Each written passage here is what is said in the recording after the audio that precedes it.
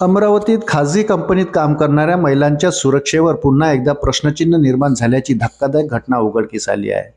चक्क कंपनीत काम करणाऱ्या एका महिला कर्मचाऱ्याला खुद्द व्यवस्थापकाने शरीरसुखाची मागणी केल्याचा प्रकार समोर आला.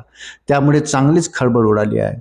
अमरावतीच्या नांदगाव पेठ स्थित औद्योगिक वसाहतीमध्ये असलेल्या गोल्डन फायबर या कंपनीत हा संपूर्ण प्रकार घडला आहे. त्यानंतर कर्मचाऱ्यांनी संताप व्यक्त करत कारवाईची मागणी केली आहे. वृत्त सविस्तर जाणून घेण्याकरता चॅनलला सबस्क्राईब जरूर करा.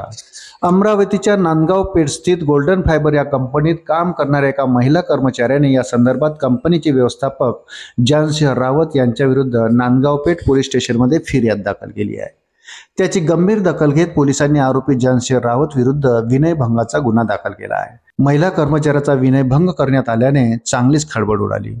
22 जून 2024 रोजी फिर्यादी महिला ही गोल्डन फायबर कंपनीत सकाळच्या शिफ्टमध्ये काम करत होती.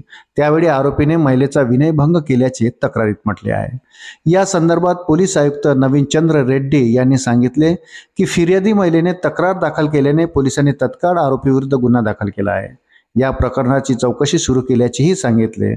तर नांदगाव पेठ पोलीस स्टेशनचे पोलीस निरीक्षक महेंद्र अंभरे म्हणाले की हा संपूर्ण प्रकार 22 जून 2024 मधील असल्याने याची चौकशी सुरू करण्यात आली आहे.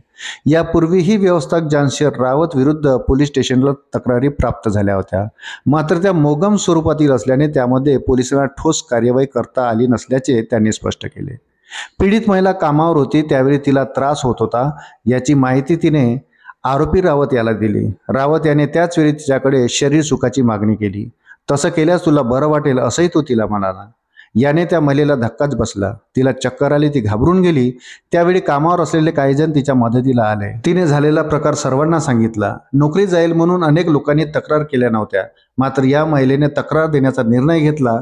आता त्याच्या विरोधात विनयभंगाची तक्रार दाखल करण्यात आली आहे.